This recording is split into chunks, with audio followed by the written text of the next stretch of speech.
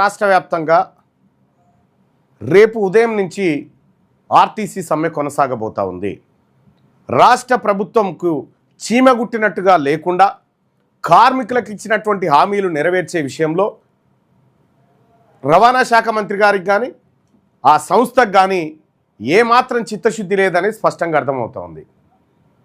గత కొన్ని రోజుల నుంచి కార్మికులంతా సమ్మె బాట పడతామని చెప్పిన తర్వాత కూడా ప్రభుత్వం బెదిరింపు ధోరణులకు పోతా ఉంది. ఏం చేసుకుంటారు, గతంలో కేసీఆర్ చేసిండు, మేము అట్లే చేస్తామనేటువంటి విర్రవీగేటువంటి ప్రయత్నాలు చేస్తూ ఉంది.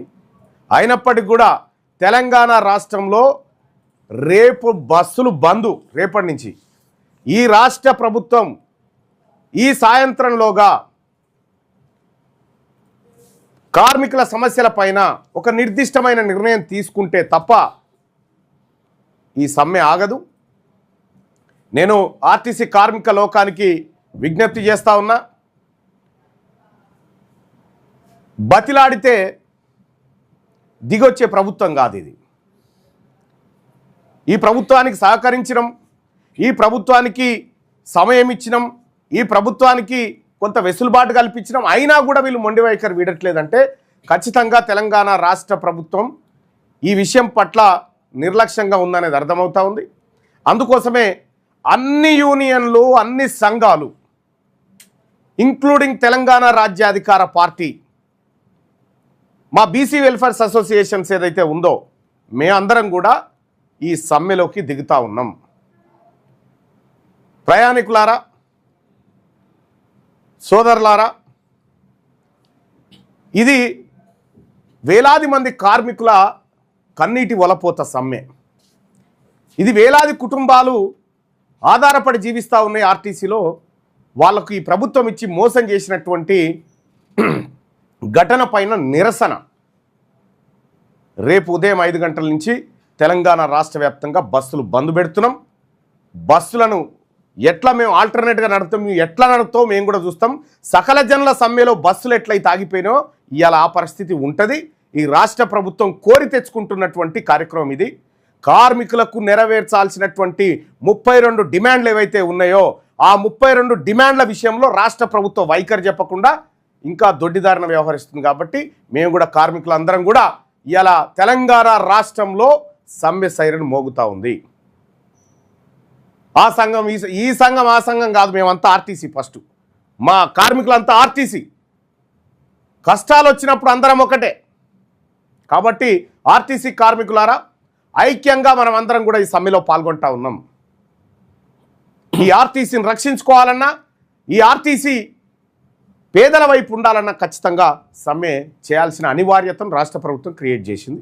సో రాష్ట్ర ప్రభుత్వమా లేకపోతే ఆర్టీసీ కార్మికుల, ఇది తేల్చుకునేటువంటి సందర్భం వచ్చింది. చూద్దాం ఇక సమ్మెకు ఈ రాష్ట్ర ప్రభుత్వం మొండి వైఖరిని.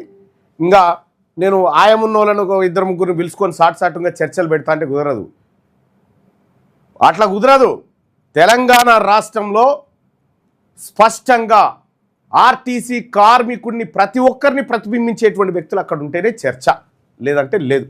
ఒకటి అది అదే అంటే బెదిరిస్తూ ఒకటి నోటు విడుదల చేసింది. ఏమని నోటు విడుదల చేసిరు అంటే మీరు అలా సమ్మెలో పాల్గొంటే మిమ్మల్ని తీసేస్తామని. అసలు మిమ్మల్నే తీసేస్తే అయిపోదా? మీరు మమ్మల్ని తీసేది. ఇగో యాదగిరి గుట్ట డిపో నందు breadwinner scheme BWS consolidate wage ద్వారా అపాయింట్ అయిన కండక్టర్ మరియు డ్రైవర్, శ్రామిక్ మరియు అవుట్సోర్సింగ్ ద్వారా నియమించబడిన కండక్టర్ మరియు డ్రైవర్ ఉద్యోగులకు తెలియజేయనది ఏమనగా 22/4/2026 రోజున TGSRTCలో ఉద్యోగులు జరపబోయే సమ్మెలో మీరు పాల్గొన్నట్లయితే కార్పొరేషన్ నియమ నిబంధనల ప్రకారం మీపై తగిన చర్యలు తీసుకోబడును మరియు మిమ్మల్ని ఉద్యోగం నుంచి తొలగించబడును. కావున బ్రెడ్ విన్నర్ స్కీమ్ ద్వారా యాదగిరిగుట్ట డిపోలో నియామకమైన కన్సాలిడేట్ వేజెస్ ద్వారా పనిచేస్తున్న కండక్టర్, డ్రైవర్ మరియు శ్రామిక ఉద్యోగులు మరియు అవుట్సోర్సింగ్ ద్వారా నియమించబడిన కండక్టర్ మరియు డ్రైవర్ ఉద్యోగులు సమ్మెలో పాల్గొనకుండా వారి యొక్క విధులకు తప్పనిసరిగా హాజరు కావాలని లేనిచో తగిన చర్యలు తీసుకో. ఏం చేస్తారా? ఆర్టీసీనే గుంజుకుంటాం, ఆర్టీసీనే గుంజుకుంటాం. ఈ ఆర్టీసీ కార్మికులది, అది ప్రభుత్వం వాటా అంతా. ఆర్టీసీ సొమ్ము ప్రభుత్వం తింటుంది, ప్రభుత్వం సొమ్ము ఆర్టీసీ తింటలేదు. ఈ బెదిరింపు ధోరణులు బంద్ చేయరు, ఏడికైనా తెగిస్తాం.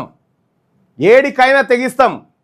ఢిల్లీనే మెడల్ వంచింది ఆర్టీసీ తెలంగాణ ఉద్యమంలో. ఈ పిట్ట బెదిరింపులకు, ఈ ఉడత బెదిరింపులకు ఎవడు భయపడటం లేడు.